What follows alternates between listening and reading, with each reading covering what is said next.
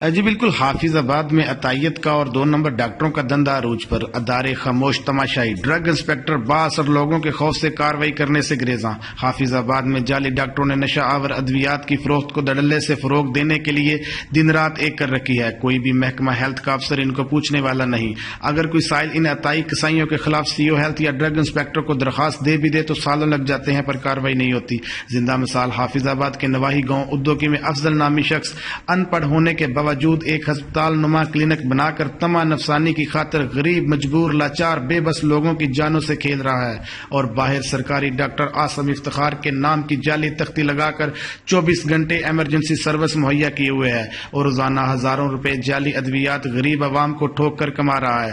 تمام حصہ دارین کے خلاف انکوائری ہونی چاہیے، اور کیا واقعی ڈاکٹر عاصم افتخار اس کے دندے کو چلانے میں اس کی مدد کر رہا ہے یا وہ جعلی ڈاکٹر عاصم افتخار کا نام استعمال کر رہا ہے؟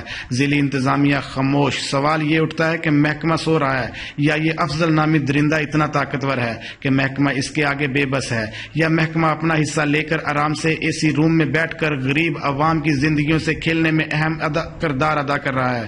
اب باشعور عوام انسانیت کے ساتھ کھلواڑ کرنے والے ان عناصر کے خلاف فوری کارروائی کا مطالبہ کرتی ہے۔ کیمرہ ٹیم کے ساتھ اصغر عباس، آپ تک نیوز۔